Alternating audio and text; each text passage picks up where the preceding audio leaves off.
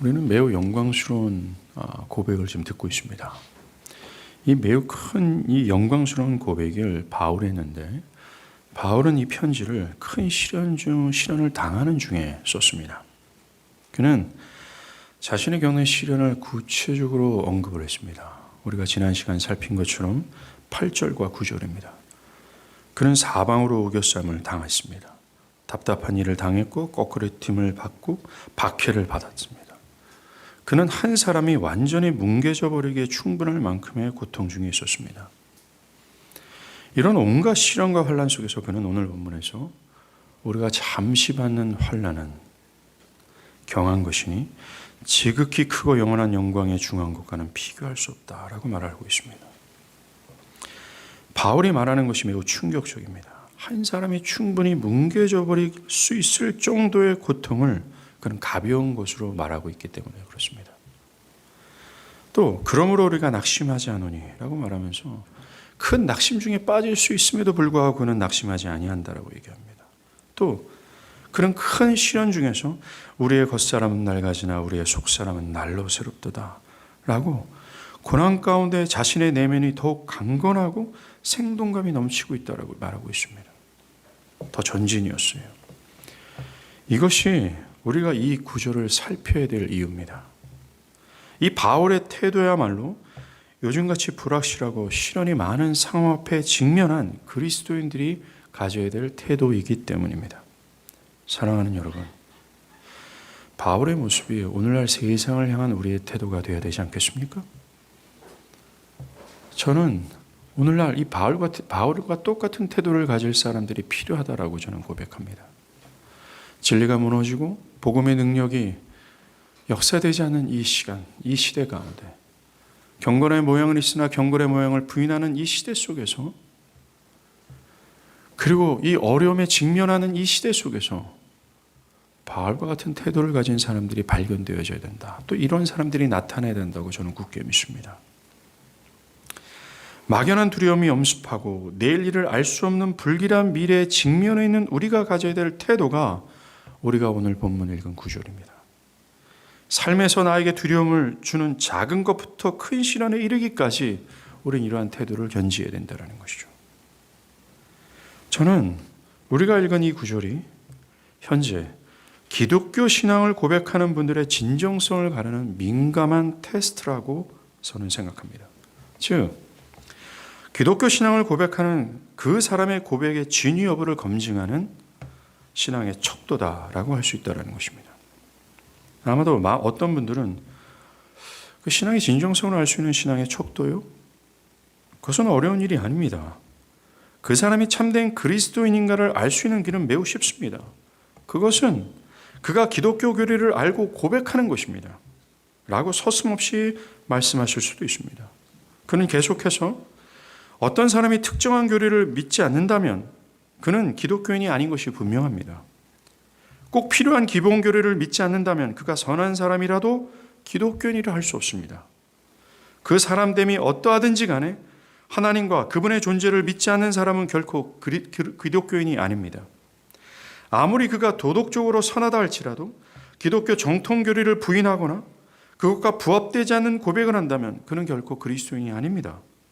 주 예수 그리스도의 신성과 성육신, 성경에 기록된 그분의 기적과 속죄를 위한 죽음, 그분의 육체의 부활과 승천, 성령의 강림과 성령의 역사에 관한 교리를 믿지 않는다면 그는 결코 그리스도인이 아닙니다. 그러하게 그리스도인의 진정성을 가르는 척도는 바로 교리를 알고 고백하는 것입니다. 라고 말합니다.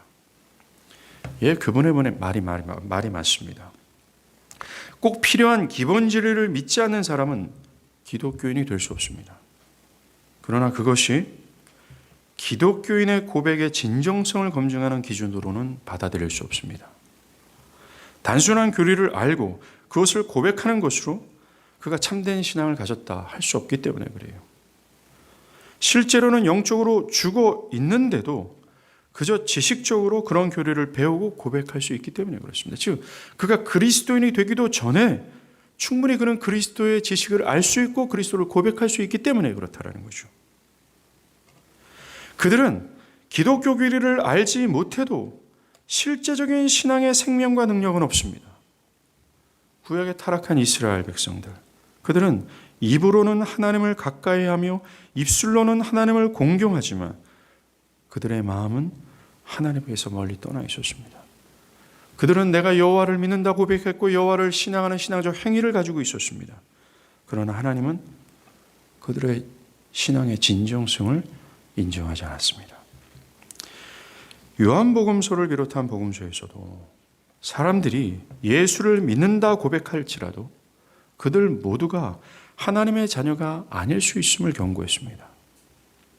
즉 거짓된 믿음, 위선적이고도 모호한 믿음을 경고했다라는 것이죠.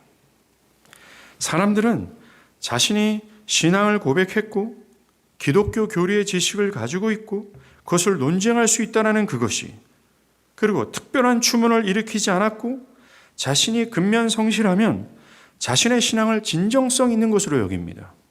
아닙니다.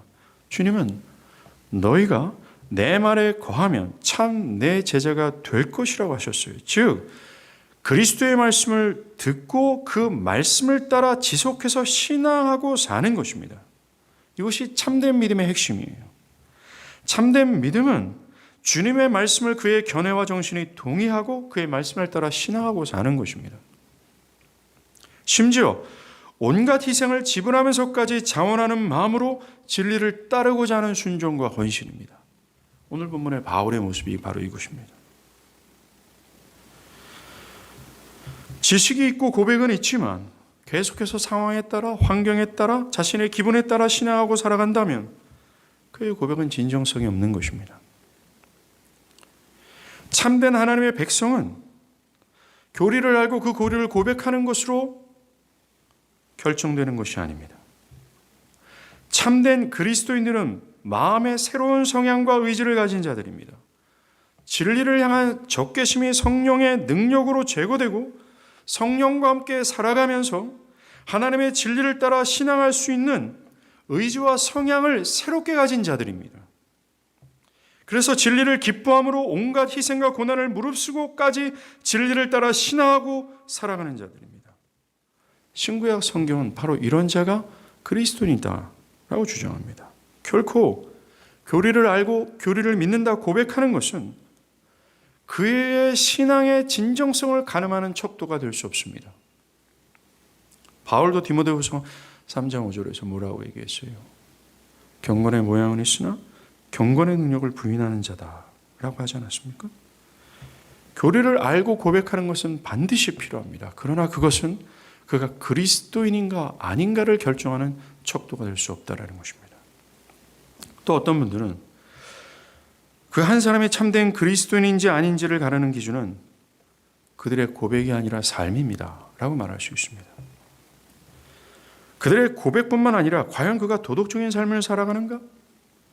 그가 남들을 돕고 사랑하고 있는가? 지금의 사회와 어려운 환경에 있는 사람들에 대해서 어느 정도의 관심을 가지고 있는가? 라고 물어야 됩니다. 라고 말하면서 그들의 행위와 도덕적인 어떤 삶이 신앙의 진위 여부를 알 수 있는 척도다라고 얘기합니다. 자, 물론 저도 이 말에 적극적으로 동의합니다. 실제로 실천이 없는 사람을 기독교인이라고 말하지 않기 때문에 그래요. 성경은 매우 이 사실을 강조합니다. 삶은 매우 중요합니다. 그러나 이건 역시 진정한 기준이라 하기에는 부족합니다. 특별히 오늘날처럼 많은 사람들이 교회의 모습에 실망을 하죠. 사람들이 교회의 모습에 실망하는 이유는 행위입니다. 교회의 부도덕한 행위, 비상식적인 행위 때문에 그래요. 그래서 사람들은 행위를 판단 기준으로 삼는 견해가 정말 다분합니다. 이러한 시대일수록 더욱 그렇습니다. 왜냐하면 윤리적인 삶을 살고 선한 일을 많이 하고 남을 돕는데도 기독교인이라고 말하기 어려운 사람들이 많기 때문에 그래요. 그들은 하나님은 물론 신앙의 핵심적인 진리를 부인하기까지 합니다. 흠잡을 수 없을 정도로 윤리적이고 어려운 사람을 섬기는 인도주의적 태도를 가진 사람들이 많습니다. 어떤 경우엔 이렇게 인도주의적 태도를 가진 사람 중 신앙을 고백하는 사람이 있기는 하지만 그는 기독교 진리 중 자신이 좋아할 만한 것만 취사 선택하는 경우가 있습니다. 예를 들어서 하나님의 선택과 예정, 구원은 하나님의 주권적인 은혜만으로 가능하다라는 것, 인간의 전적인 타락, 이런 인간의 불가능성을 강조하고 하나님 중심적 교리에 대해서 매우 불쾌하게 생각하거나 또 기독교의 구원을 죄에서 구원을 받는 것으로 이해하지 않고 어떤 가난이나 질병에서 벗어나는 것, 또 한 사람이 올바른 삶으로 돌이키는 정도로만 이해하거나 주장한다면 그건 결코 그리스도인이 아닙니다. 그가 뛰어난 행위와 삶을 보인다 할지라도 기독교의 모든 진리를 겸허히 수용하는 태도를 갖지 않는다면, 기독교의 진리를 자신의 견해로 어떤 필터링하는 그런 태도, 취사 선택하는 태도를 갖는다면 그건 결코 그리스도인이 아닙니다. 사람들이 저 사람은 정말 교회를 다니는 사람이야. 정말 저 사람은 법이 필요 없는 사람이야. 정말 영적인 모습을 그 사람은 가졌어. 참으로 희생적인 삶을 살아 라고 한다 할지라도 그 사람의 그런 도덕적 삶이 결코 그 사람이 그리스도인인가 아닌가의 진정성을 알 수 있는 척도가 될 수 없다라는 것입니다. 또 어떤 분들은 그가 그리스도인이 아닌지를 가늠할 수 있는 척도는 경험입니다 라고 말합니다. 이분은 인생의 큰 전환점이 될 만큼 자신을 새로운 사람으로 거듭나게 할 만큼의 특별하고도 감동적인 경험이 필요합니다. 마음이 뜨거워지거나 말로 표현할 수 없는 신비적인 그 경험을 통해서 뭔가 하나님을 깊이 만나야 됩니다. 이렇게 말할 수 있습니다. 물론 경험이 중요합니다. 기독교인이 되려면 거듭나야 합니다. 기독교인이라면 누구나 성령께서 자신 안에 역사하고 있다는 것을 감지할 수 있고 또한 성령의 이끌림을 통해서 뭔가 그 하나님을 계속해서 경험해야 됩니다. 자신 안에 새 생명이 있다는 사실을 또한 알아야 됩니다. 하나님과 크게 만나는 경험 또한 필요합니다. 그러나 이것 또한 믿음의 진정성을 판결하는 기준이 될 수 없다는 것이죠. 여러분들 경험을 잣대로 삼는다면 오늘날 온갖 사이비 어떤 종파들이 대해서 우리가 뭐라 말할 수 있겠어요? 루터가 말한 것처럼 그들의 경험이 즐겁고 조용하고 열렬하며 심지어 셋째 하늘로 들려 올라갔다 말한다 해도 그들을 인정하지 말라 말한 것처럼 아무리 뛰어난 경험을 했다 할지라도 그것만으로는 그들이 그리스도인지 아닌지를 분간하지 못한다는 거예요. 어떤 사람이 강대상에 서서 저는 정말 심장이 먹고 죽었다가 장례식도 중에 살아났습니다. 저는 죽은 가운데 천국을 경험했습니다. 저 정말 천국에 올라가서 많은 흰옷 입은 사람들을 봤습니다. 하나님의 영광을 봤습니다. 누군가는 천국에 있고 누군가는 지옥에 있다는 걸 봤습니다. 라는 이런 놀라운 경험을 했다 할지라도 목사님 저는 기도하다가 정말 제 심장이 뜨거워지는 것을 견딜 수 없는 그런 경험을 했습니다. 하나님 마치 하나님이 내 앞에 있는 것처럼 그것을 경험했습니다. 선교지에 갔을 때 우리가 안수했을 때 안진병이가 일어나는 그 경험 또한 내가 받고 그것을 경험했습니다. 이 엄청난 경험을 했다 할지라도 그 경험이 그가 그리스도인인지 아닌지를 가늠하는 척도가 될 수 없다라고 저는 말씀드리고 싶습니다. 우리 주변에 어떤 특정한 경험을 한 것을 가지고 그것을 자신의 종교적 의의로 주장하고 그들은 내가 놀라운 경험을 했습니다. 더 이상 나에게 필요한 것이 없습니다. 라면서 교만한 태도를 견지하는 것이 얼마나 많습니까? 경험을 중시하는 사람들 중 성경의 계시보다 어떤 직감, 일명 영감을 중요시해서 성경의 가르침을 가볍게 여기는 사람들이 즐비합니다. 그것으로는 가늠할 수가 없어요. 자, 그렇다면 어떤 것입니까? 누가 그리스도인인가 아닌가를 가르는 중요한 척도가 뭡니까? 그것은 다름이 아니라 우리가 읽은 이 구절에 있습니다.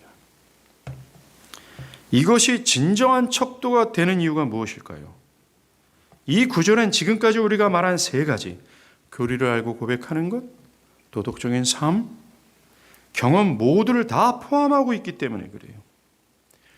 이 구절은 이 세 가지 모두가 진정한 것임을 보증해 준다는 겁니다.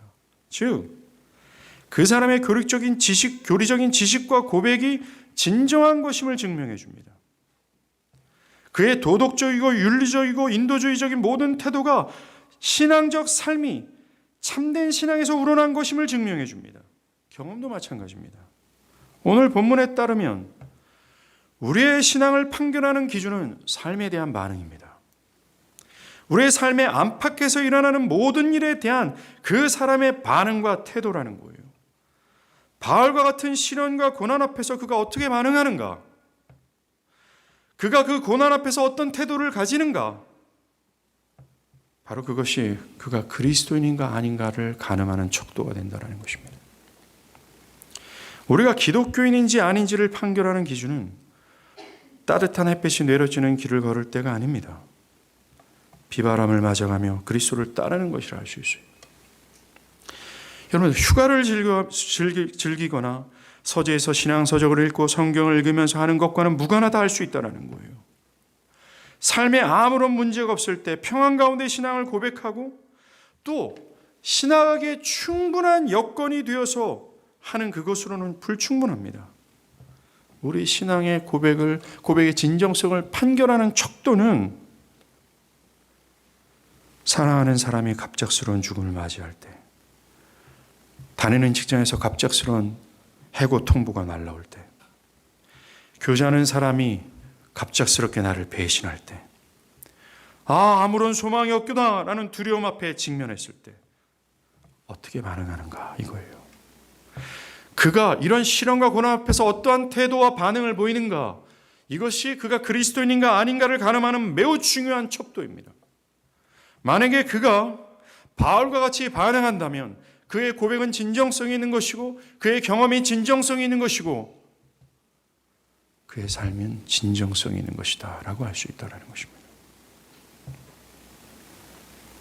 자연재해나 지금과 같이 바이러스가 창궐한 이때 거래처가 도미노처럼 도산해가면서 어음이 종이자락이 되어버렸을 때 과연 무슨 생각을 하고 거기에 어떻게 반응하는가입니다. 사도 바울은 오늘 본문에서 그것을 말하고 싶어하는 거예요. 엄밀히 말하면 사도 바울처럼 반응한다면 그의 모든 것은 진정성이 있다. 충분히 판가름할 수 있습니다. 바울은 정말 많은 시련과 어려움 앞에 직면했습니다. 정말로 모든 고통의 끝이라고 할 만큼의 처지에 있었습니다. 그러나 그는 그 모든 상황 속에서 오늘 고백합니다. 우리가 잠시 받는 환난에 경한 것이 지극히 크고 영원한 영광에 중한 것을 우리에게 이루려 함이니 라고요. 과연 우리는 우리의 삶이 모질고 죽을 것 같은 상황에서 그렇게 반응할 수 있을까요? 과연 나는 어떻게 반응했었고 또한 어떻게 반응할까요? 우리 신앙 고백의 척도는 이겁니다. 이것을 통해 우리 안에 있는 믿음의 진정성을 알 수 있어요. 정말 이런 태도, 이 바울과 같은 태도는 그가 현재 고백하고 있는 하나님이 어떠한 분인지를 증명해내는 겁니다. 그가 고백하는 하나님을 그가 정말 신뢰하고 있고 의지하고 있으며 그가 능치 못할 일이 없는 그 영광의 하나님을 목도하고 있다는 사실의 증거입니다. 정말 하나님의 영광을 보고 하나님이 하나님 되심이 어떠한지를 전율하고 그 영광에 압도된 사람만이 바울과 같이 반응할 수 있기 때문에 그렇습니다. 이런 시련 앞에서 말이죠. 결코 교리를 지식적으로 아는 사람들은 이렇게 반응할 수 없습니다. 매우 뛰어난 삶을 살았다 할지라도 이렇게 반응할 수 없으며 신비로운 매우 큰 경험을 했다 할지라도 결코 이렇게 반응할 수 없습니다. 이 척도는 그의 행위와 도덕적인 삶이 진정성이 있음을 증명해 주는 거예요. 왜냐하면 지식만으로는 이런 위기 앞에서 아무런 도움이 되지 못하기 때문에 그렇습니다. 그런 사람들은 위기 앞에서 훅 주저앉는 자신의 모습을 보면서 나의 믿음이 아무런 능력이 없나? 더욱 절망에 빠질 수밖에 없어요. 예, 맞습니다. 오늘날 믿음을 고백하는 사람들이 교회 안에 질비합니다. 그러나 그들 안에는 믿음의 능력을 보이는 사람들이 거의 없습니다. 경건의 모양은 분명히 있습니다. 그러나 경건의 능력이 없습니다. 성경은 그들을 향해서 그리스도인이라고 얘기하지 않습니다. 사랑하는 여러분, 이것을 그냥 한 귀로 흘려드리지 않길 바랍니다. 하나님은 이 말씀을 통해서 나 자신을 점검하게 하시고 내가 올바른 그리스도인이 되기를 위해서 이 사실을 요구하심을 기억하길 바랍니다. 이것은 여러분들의 인생에서 매우 중요한 기회입니다. 여러분들이 저 영원한 멸망에 치닫지 않기 위한 하나님의 기회예요. 사랑의 기회예요. 사랑의 제공이라는 것을 잊지 않길 바랍니다. 여러분들은 과연 시련 앞에서 어떻게 반응하고 있습니까? 과연 바울처럼 반응할 수 있습니까? 우리가 바로 지난 시간입니다. 우리가 언급한 것처럼 그래야만 합니다. 또한 능히 우리는 그럴 수 있습니다. 왜냐하면 바울은 자신을 포함한 모든 그리스도인들 안에 보배가 있다라고 얘기하고 있습니다. 우리가 이 보배를 질그릇하게 가졌으니라고 말했기 때문에 그래요. 그리스도인들이 바울처럼 반응할 수 있고 반응하는 확실한 이유는 질그릇처럼 쉽게 깨질 수 있는 우리 안에 보배가 있기 때문에 그래요. 즉 죽어마땅한 우리를 긍휼이 풍성하신 하나님께서 그리스도 안에서 구원의 은혜를 베푸신 그것, 모든 그리스도인들을 전율케 하며 주체하지 못하는 흥분과 함께 하나님 아버지를 사랑하게 만드는 은혜가 역동하고 있기 때문에 그래요. 하나밖에 없는 아들을 죄인에게 주신 하나님의 사랑에 대한 감격이 바로 그것입니다. 성령께서는 쉬지 않고 우리 안에서 그리스도의 영광과 은혜의 샘물을 마르지 않도록 역사하고 있기 때문에 그래요. 그 보배로 말미암아 우리는 가능합니다. 바울은 우리가 그 보배를 질그릇에 가졌다고 얘기하면서 자신을 비롯한 모든 그리스도의 피로 구속받은 그리스도 안에 이 보배가 담겨졌으며 이 보배는 성령의 끊임없는 역사로 역동하고 있다. 그래서 나와 같아야 된다라고 얘기합니다. 여러분은 어떻게 반응합니까? 바울은 8절과 11절까지 자신이 당한 시련을 구체적으로 나열해요. 끔찍스럽습니다. 어떻게 이런 고난을 나의 삶에 담으면 나는 두려울 것 같을 만큼 매우 큰 시련 앞에 있었습니다. 이런 시련에 대해서 그는 뭐라고 얘기합니까?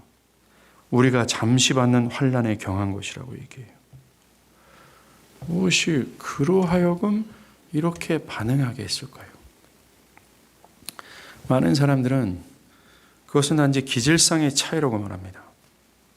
심리학자들은요, 좀 더 낙천적인 성격을 타고난 사람이 있고 비관적인 성격을 가지고 타고난 사람이 있습니다. 우울하고 비관적인 기질을 가진 사람도 있고 쾌활하고 적극적인 기질을 가지고 있는 사람들이 있습니다.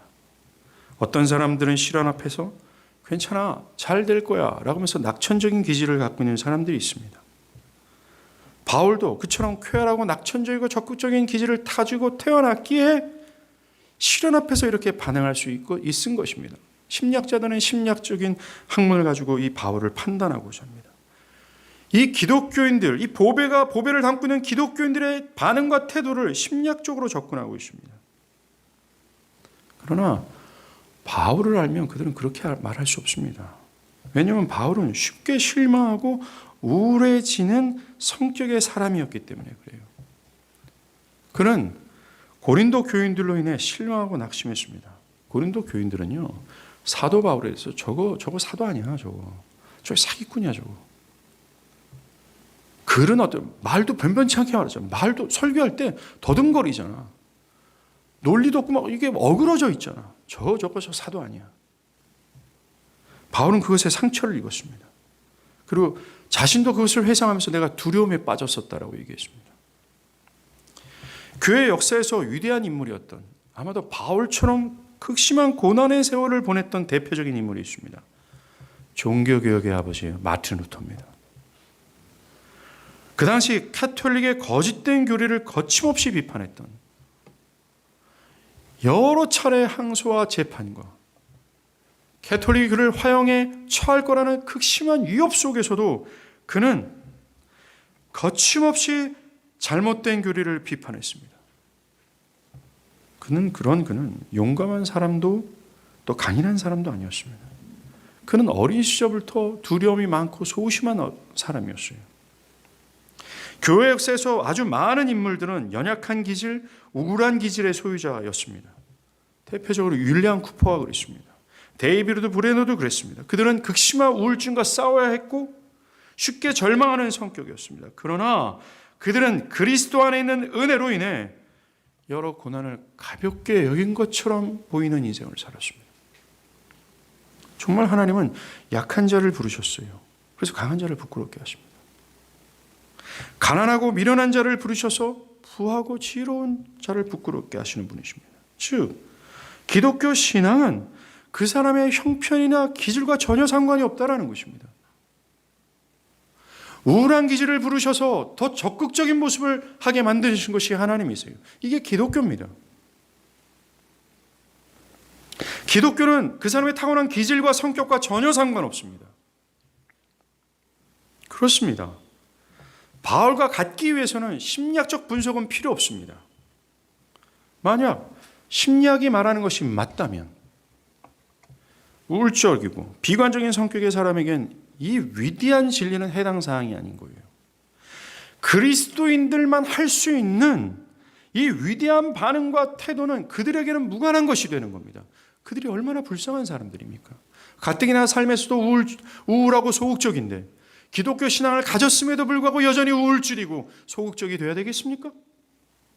쉽게 절망해야 되겠습니까? 아닙니다. 복음의 능력은 타고난 기질과 성격과는 무관합니다. 어떤 종류의 사람들이든지 간에 그렇게 고백하도록 해요. 바울처럼 고백하도록 하는 것이 복음의 능력입니다. 복음은 어떤 기질과 상관없이 그 앞에 맥을 못 추지 않아요. 기승을 부립니다. 우리가 주의해야 될 것은 그리스도인들은 다른 사람들에 비해 강한 기질을 타고난 사람이 아니라는 거예요. 그리스도인들은 다른 모든 사람들처럼 시련과 고난 앞에서 쉽게 깨질 수 있는 사람들입니다. 여느 사람과 똑같아요. 질그릇과 같습니다. 사방으로 우겨싸움을 당하고 쌓이지 않는 이유는, 그리스도인들이 그렇게 하는 이유는, 낙심하지 않은 이유는 보배 때문입니다. 전적으로 죽은 우리를 긍휼히 풍성하신 하나님께서 은혜 가운데 우리를 그리스도의 복음으로 살리셨다라는 그 은혜 때문이에요. 그래, 끊임없이 주어지는 하나님의 위로와 힘이 있기 때문에 그렇습니다. 시편 66편 9절, 이 기자가 뭐라고 얘기합니까? 하나님은 우리 영혼을 살려두시고 우리의 실족함을 허락지 아니하신다라고 얘기합니다. 우리가 낙심할 때 너 그러면 안 돼, 야단친다라는 것이 아니라 낙심하지 않도록 하신다라는 거예요. 그 낙심을 허락지 않는다라고 얘기하는 겁니다. 절망을 허락지 않는다라고 얘기합니다. 그가 절망치 않도록 그 안에서 뭔가를 하신다라는 거예요. 이게 하나님이십니다. 또 어떤 분들은 바울이 그렇게 할 수 있었던 것은 남다른 철학적 사고가 있었기 때문이다 라고 말합니다. 바울이 살던 시기는요, 스토아 철학이 유행이었던 시기였습니다. 이 스토아 학파는요, 포기를 모르는 철학이었습니다. 용기와 담력의 철학이었습니다. 이 스토아파의 철학자는 이렇게 말했습니다. 삶의 현실을 당당하게 받아들이십시오. 끝까지 굴복하지 않고 성공적인 인생을 살며 당당하게 홀로서기를 원한다면 어깨를 펴고 주먹을 불끈 쥐고 엄격히 훈련하여 의지를 다지고 굴하지 않는 삶을 살아야 한다고 역설했습니다. 이 스토아 철학자들이 이 시련 앞에 맞서는 힘을 각 개인에게 두었어요. 각 개인의 힘의 원천에 그것을 뒀다라는 겁니다. 그래서 많은 사람들은 바울이 살던 시기의 스토아 철학에 바울이 물들어서 바울도 시련 앞에서 이렇게 할 수 있었다라고 해석합니다. 오늘날 교회 안에서도 기독교 신앙을 이 스토아 철학과 헷갈려하는 사람들이 있습니다. 큰 시련 앞에는 그리스도인들에게 삶을 포기하지 마십시오. 당당히 맞서십시오. 우리는 버틸 수 있습니다라고 말합니다. 그러나 기독교는 스토아 철학과 다릅니다. 전혀 무관합니다. 스토아 주인은 상황을 견디고 담대히 받아들이며 단지 버티고 서서 굴복하기를 거부하는 소극적인 태도입니다. 기독교는 적극적이에요. 시련 앞에서 고백했던 여러 시편 기자들의 고백을 보십시오. 여러분들 시편 특별히 한 3편서부터 42편까지 한번 보십시오. 다윗의 시예요. 다윗이 가장 큰 시련 속에서 있었던 시입니다. 그걸 한번 보십시오. 그들은 그저 버티고 견뎌낸 것이 아닙니다. 그들 안에 있는 침의 원천을 가지고 맞서 싸운 게 아니에요. 그들은 버티고 견디는 것을 뛰어넘어 바울과 같았습니다. 시편을 보세요. 의기소침해 있고 작은 새처럼 두려움에 덜덜 떠는 이 하나님의 사람이 결국 하나님으로 인해 기뻐 뜁니다. 하나님으로 인해 흥분을 감추지 못하고 심지어 지금 현재 자신에게 두려움을 주는 사람, 자신에게 두려움을 주는 어떤 상황, 그 모든 것으로 인해 자기는 두려워하지 않는다고 얘기합니다. 그 상황과 삶이 나를 어찌할 수 있으랴라는 태도를 갖습니다. 바울이 사울의 쫓겨 블레셋 진영에 들어갔었을 때입니다. 그가 살 수 있는 유일한 공간이 바울을 그토록 미워하고 죽이고 싶어 했던 블레셋 진영밖에 없었기 때문에 그래요. 그는 거기서 두려워할 수밖에 없었습니다. 이제 여기가 막바지예요. 이제 끝이구나 할 만한 그런 상황입니다. 근데 그때 그가 시편 56편 1절과 4절에서 이렇게 얘기합니다.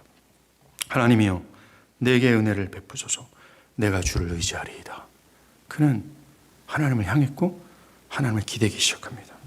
그때 내가 하나님을 의지하고 그 말씀을 찬송할지어다. 내가 하나님을 의지하였은즉 두려워하지 아니하느니 혈육을 가진 자가 혈육을 가진 사람이 내게 어찌하리이까.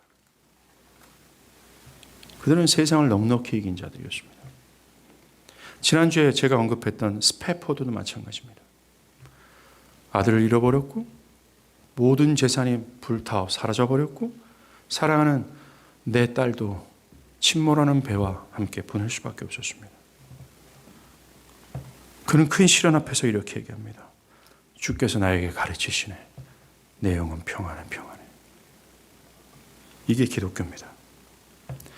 바울이 어떻게 그렇게 고백할 수 있을까요? 그것은 그가 그리스도인이었기 때문입니다. 교회 역사에서 알려지지 않은 수많은 그리스도인들이 이와 같았습니다. 우리가 낙심하지 않으니 이 잠시 당하는 이 환난이 경한 것이다. 가벼운 것이다 라고 말했습니다. 기독교인들은 스토아 철학과 전혀 상관이 없고 인간의 기질과 철학의 영역에서는 절대로 해석할 수 없는 자들입니다. 히브리서 기자가 얘기하는 것처럼 그리스도인들은 세상이 감당치 못하는 것입니다. 세상의 어떤 학문과 세상의 그 어떤 것으로 해석이 불가능한 존재들이에요. 이것은 단순히 그리스도인들의 정체성만을 얘기하는 게 아닙니다. 아, 그리스도인들은 이런 존재구나. 머릿속에만 가지고 있어야 될 사고가 아닙니다. 우리는 머릿속에 있는 지식과 삶이 일치하지 않을 때가 되게 많아요. 머릿속에 수많이 아주 좋고 웅장한 지식을 가졌다 할지라도 그것이 삶에 묻어나지 않는 것이 굉장히 많습니다. 죽은 지식을 상당히 많이 가지고 있는 거죠. 이것은 결코 죽은 지식이 아닙니다. 그것은 실제예요. 바울과 같아야 된다는 이 과제, 이 진리는 우리의 삶에서 그리스도인이라면 능히 나타나야 될 사안입니다. 여러분이 이렇게 되기 위해서 무엇이 필요한 줄 아십니까? 한 가지입니다. 그리스도인이 되는 것입니다. 그리스도인이 되는 것입니다. 이 말이 무슨 의미입니까? 그것은 그리스도인들이 인생과 현실을 바라보는 관점이 세상 사람들과 다르다라는 거예요. 이것이 그리스도인들이 고난 앞에서 바울과 같을 수 있는 두 번째 이유입니다. 여러분들, 바울은 이렇게 고백하지 못할 때가 있었어요. 시련 앞에서 이렇게 대처하지 못했었습니다. 그런데 그가 그리스도를 믿는 순간 변했습니다. 상황이 바뀐 것이 아니라 그가 변했어요. 그는 현실과 인생을 바라보는 관점이 그 전과 달라졌습니다. 모든 것이 그리스도의 관점에서 바라보기 시작했어요. 그가 하나님을 믿었고 그의 죽으심과 부활을 믿었습니다. 그 믿음은 지금껏 보지 못했던 영원하면서도 영광스러운 그 하나님과 하나님의 나라를 보게 했습니다. 그 영원하면서도 영광스러운 것이 현재 자신이 지금까지 보았던 이 세상의 영광과는 비교할 수 없을 만큼의 가치와 무게임을 깨달았습니다. 그전에는 보지 못했던 장님의 눈이었는데 그리스도를 믿는 순간 그는 눈을 열어 가장 무게 있고 아름다운 것을 봤어요. 그것에 비해 세상은 배설물이구나라는 것으로 깨달을 수밖에 없었습니다. 그것을 말할 수밖에 없었어요. 그것에 비해 모든 것은 가치가 없고 의미가 없다는 것을 알게 되었습니다. 그리스도를 믿는 순간 이 세상이 보이는 모든 것이 잠시요 아무것도 아니라는 것을 깨닫기 시작했어요. 믿음이었다라는 것입니다. 정말로 기독교 신앙은 보이지 않는 진정한 것을 보게 만들어요. 세상 사람들이 전혀 보지 못하는 이 관점을 보게 합니다. 그 눈으로 현실과 인생을 보기 시작하는 거예요. 사람들의 문제는 삶을 전체적으로 보지 못한다는 것이 문제입니다. 시련과 고난이 닥치면 사람들은 그것이 전부인 것처럼 봅니다. 그것으로 그 고난과 시련에 파묻혀 버려요. 그 시련이 매우 길게 갈 것 같고 영원할 것 같다는 두려움에 사로잡힙니다. 그래서 의기소침에 빠지고 신앙에도 큰 타격을 입죠. 그 고난의 시간은 매우 길다라고만 느껴집니다. 이 시간의 문제가 사람들을 괴롭히는 거예요. 한번 경험을 한번 되새겨 보십시오. 큰 시련 앞에 섰을 때 이게 계속 갈 것 같잖아요. 그럼 너무 길게만 느껴집니다. 이게 문제예요. 그러나 바울은 우리가 잠시 받는 환난에 경한 것이라고 말합니다. 고난과 시련은 길게 느껴지는데 바울은 그 시간을 잠깐이라고 얘기합니다. 그렇습니다. 그리스도인들이 보는 이 시간은요, 이 방대한 영혼의 관점에서 봅니다. 그리스도를 믿는 순간 신자의 영역은, 신자의 시야의 영역은 영원 전부터 영원까지예요. 그 방대한 영혼의 시간대 앞에 내가 당하는 이 고난은 잠시, 점도 보이지 않을 만큼 잠깐이라고 그들은 의식하기 시작하는 겁니다. 만약 세상 사람들과 같은 관점을 갖고 있다면 고통의 시간은 영원히 나를 괴롭히는 것처럼 느낄 수밖에 없어요. 그러나 이 방대한 영혼의 관점에서 이 고통의 시간을 본다면 잠시입니다. 성경에서 이 세상의 시간을 순간, 찰나라고 얘기하지 않습니까? 날아가는 화살과 같아. 근데 어리석게도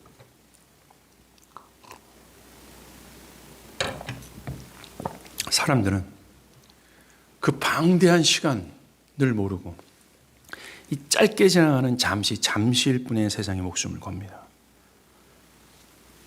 결코 그리스도를 믿는 믿음이 아니면 이 관점을 가질 수가 없어요. 이 관점이 없다면 이 잠시의 시간에 그는 얽매여 이 잠시의 고난에 감옥에 갇혀 있을 수밖에 없어요. 지금의 고난은 하나의 점에 불과해요. 또 바울은 그리스도인들이 시련과 고난을 다른 관점으로 바라본다고 얘기해요. 바울은 큰 환난을 경한 것, 즉 가벼운 것이다라고 말합니다. 모순처럼 들리지 않습니까? 이 혹독한 고통 속에 있는데 어떻게 이것을 가벼운 것이라고 말할까요? 그것이 아무것도 아니라고 말할까요? 그러나 우리가 바울의 말을 잘 집중하면 그런 의도에서 말한 것이 절대 아님을 알 수 있습니다. 그는 자신이 당하는 이 고통과 다른 어떤 것을 비교합니다. 그래서 다른 어떤 것에 비하여 이 고통이 가벼운 것이다라고 말하는 겁니다. 그는 결코 고통의 무게가 가볍다고 말하는 것이 아니에요. 지극히 크고 중한 것과 비교해서 아무것도 아니라는 겁니다. 뭡니까? 영원한 영광이에요. 그 영원한 영광에 비해서 이 고통은 아무것도 아니다라고 말하는, 좀 저울이 있다고 생각해 보세요. 여기에 바울이 당한 것 같은 큰 시련과 고통이 있습니다. 우리가 당하는 큰 시련과 고통을 뚝 올려놓으세요. 이건 100kg과 같이 굉장히 무거운 겁니다. 바울이 축 내려가죠. 저울이 축 내려가죠. 근데 건너편 저울에 영원한 영광에 중한 것을 뜩 올려놔 보십시오. 갑자기 쑥 기울어집니다. 100kg은요 1톤에 비해서 아무것도 아닙니다. 100kg은 1000톤에 비해서 아무것도 아닙니다. 고난은 지극히 크고 영원한 것에 비해서는 아무것도 아니에요. 그래요. 그리스도인들은 영원한 영광에 중한 것을 본 사람들입니다. 그들은 그것이 얼마나 영광스럽고 가치 있는 것을 몸소 경험한 사람들이에요. 그래서 그들은 우리가 주목하는 것은 이라고 얘기하지 않습니까? 즉 그들은 보이는 것뿐만 아니라 보이지 않는 것도 보고 있어요.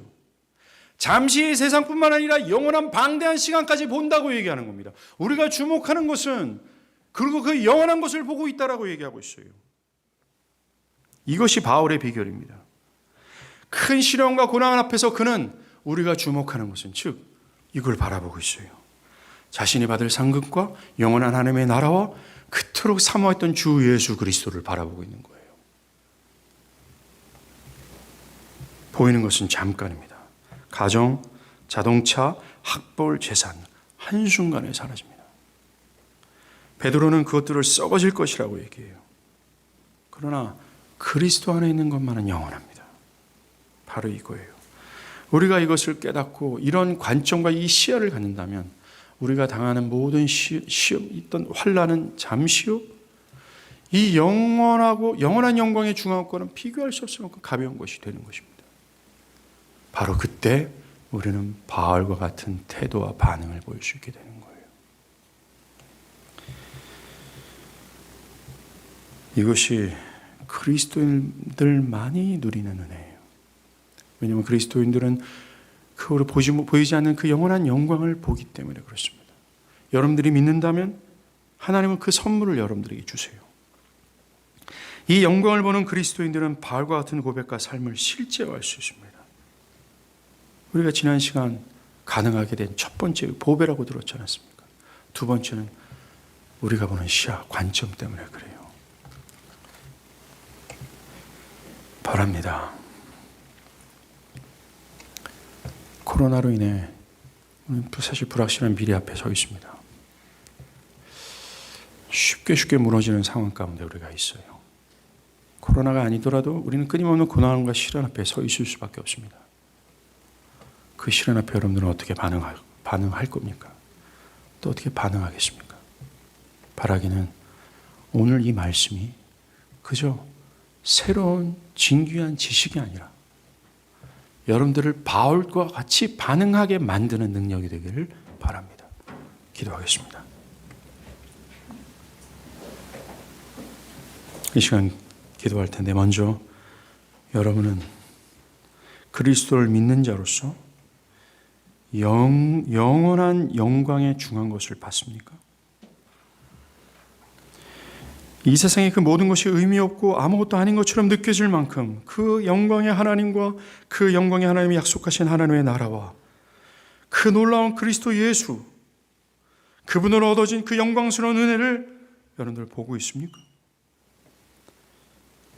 그것이 필요합니다.